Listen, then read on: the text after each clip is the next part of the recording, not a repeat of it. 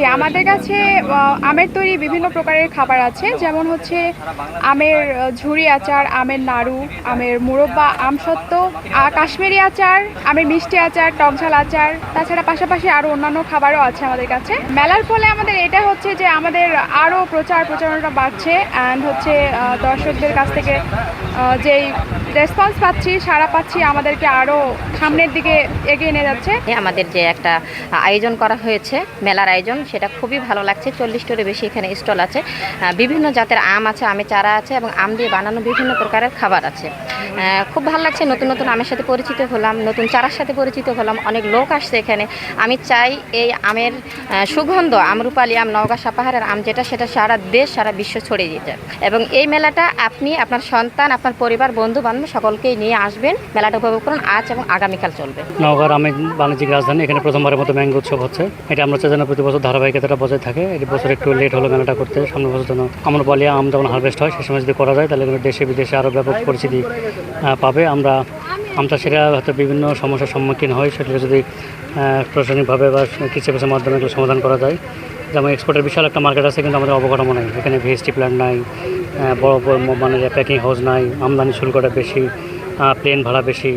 এগুলো যদি সরকার উদ্যোগ নেয় তাহলে কিন্তু যে পরিমাণ বাংলাদেশে আমের স্বাদ, সুনাম, সুখ্যাতি আছে বা যে পরিমাণ সুখ্যাতি বাড়ছে, এটা আরও বেশি বৃদ্ধি পাবে। পাশাপাশি বাংলাদেশের দূতাবাসগুলোর মাধ্যমে যদি আমরা বিদেশে প্রতি বছর আমের মেলাগুলো করতে পারি তাহলে কিন্তু বাংলাদেশে আমের যে মার্কেটটা আছে সেটা বহুগুণে বাড়বে। আরটিআর ফুড সবসময় চেষ্টা করে স্বাস্থ্যসম্মত প্রোডাক্ট ক্রেতাদেরকে দেওয়ার জন্য।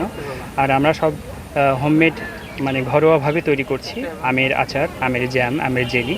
তো আমাদের এখানে আচারের বেশ কিছু ভেরিয়েশন রয়েছে, যেরকম হচ্ছে আমের ঝুরি আচার, আমের টক ঝাল মিষ্টি আচার, আমের কাশ্মীরি আচার, আমের ঝাল এবং ঝাল আচার, তারপরে আমের নাড়ু, তারপরে হচ্ছে আমের ঝুরি আচার, তারপরে আমরা আমের মোরব্বা বানিয়েছি, এছাড়া আমের জ্যাম, জেলি এবং আমের পিঠা বানিয়েছি।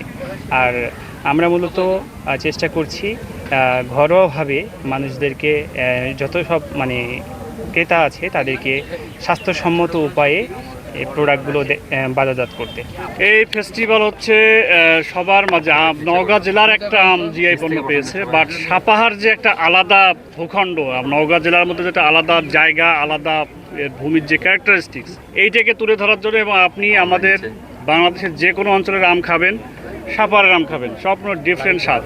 পাশাপাশি আমরা যেহেতু রপ্তানি শুরু করেছি এবং রপ্তানি ভবিষ্যতে আমরা 38টা দেশকে টার্গেট করেছি। আপনারা জানেন ইউরোপের প্রচুর চেইন শপে এখন আম বিক্রি হয়, বাংলাদেশের আমও আছে, চীনে রপ্তানি শুরু হয়েছে।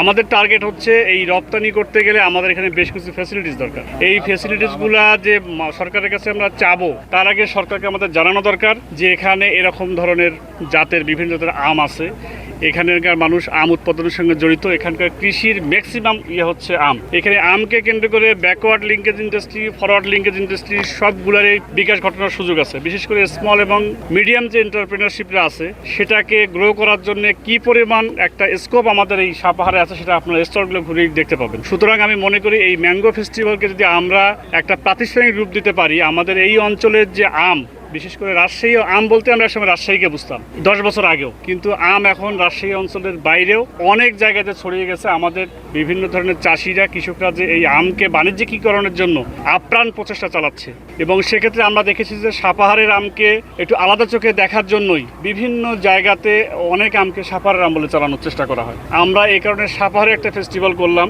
এবং এই এলাকার যে উর্বর শক্তি মাটি সেটা যখন জানতে পারবে যে এই এলাকার বরেন্দ্র অঞ্চলের আমের জন্য স্বাদটা আলাদা হবে, এটা জানলে ভবিষ্যতে ক্রেতারা আকৃষ্ট হবে। সব কিছু যখন আমের সঙ্গে জড়িয়ে অর্থনীতি যখন চাকা সক্রিয় হচ্ছে, তখন এইটাকে যাতে সাস্টেইনেবল করা যায় সে লক্ষ্যে আমরা কাজ করার জন্যই এই ম্যাঙ্গো ফেস্টিভ্যাল প্রথম যাত্রা শুরু করলো নওগাঁয়।